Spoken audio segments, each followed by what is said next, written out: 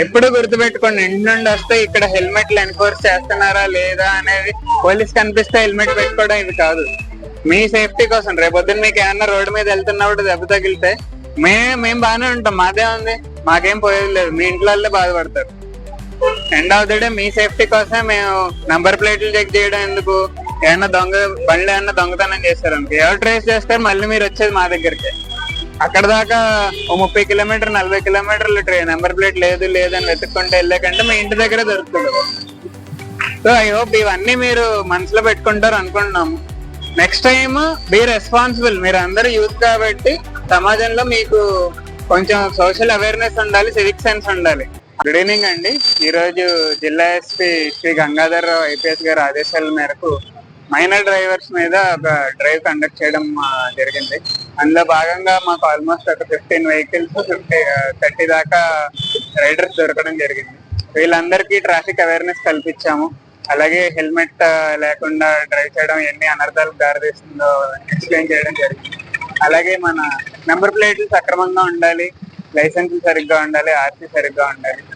Educated people కాబట్టి వాళ్ళకి civic sense ఉండాలి. ఒకవేళ లేకపోతే ఖచ్చితంగా ఫైన్స్, నెక్స్ట్ అలాగే సివిల్ డ్యూటీకి కూడా తీసుకుంటామని చెప్పడం జరిగింది. ఐ హోప్ గుడివాడ పట్టణ ప్రజలందరూ వీటిని పాటిస్తారు. అలాగే దీని తర్వాత మేము వేరే డ్రైవ్స్ కూడా కండక్ట్ చేస్తాం ట్రాఫిక్ రిలేటెడ్, వాటన్నిటికి కూడా కోఆపరేట్ చేస్తారని ఆశిస్తున్నాను. Thank you.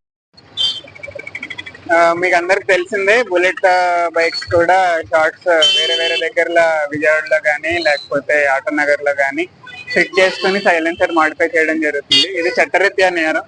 ఒకటి, ఎయిర్ పొల్యూషన్ యాక్ట్ ప్రకారం ఇంత సౌండ్ దాటితే అది నాయిస్ పొల్యూషన్ కింద వస్తుంది. రెండోది అలాగే unnecessary modifications under MV act, అలాగే న్యూసెన్స్ కేసులు కూడా కట్టడం జరుగుతాయి. గుడివాడలో ఎవరు చేసినా సరే ఇది చాలా స్ట్రిక్ట్ యాక్షన్ తీసుకోవడం జరుగుతుంది.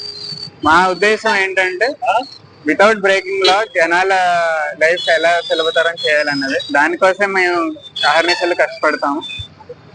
ఐ హోప్ జనాలు కూడా ఇది కన్స్ట్రక్టివ్ గా తీసుకుని పాజిటివ్ గా తీసుకుని మాకు రెస్పాండ్ అవుతారు, మాకు ఇన్ఫర్మేషన్ ఇస్తారు అని అనుకుంటున్నాం. ఇలాగే మేము ఎక్కడెక్కడైతే హెవీ ఏరియాస్ ఉన్నాయో, హైవేలు కానీ లేకపోతే కాలేజ్ ఏరియాస్ కానీ, వీటన్నిటి దగ్గర కూడా ఖచ్చితంగా రెక్కి పెట్టి వీళ్ళని ఐడెంటిఫై చేయడం జరుగుతుంది. వెరీ సూన్ ఎస్పీ గారి ఆదేశాల మేరకు జిల్లా వైడ్ కూడా మేము వీటన్నిటిని కాన్ఫిస్కేట్ చేసి డెమాలిష్ కూడా చేయడం జరుగుతుంది. దీని అంతటికీ నోట్ చేసుకుంటారని మా ఉద్దేశం. Thank you.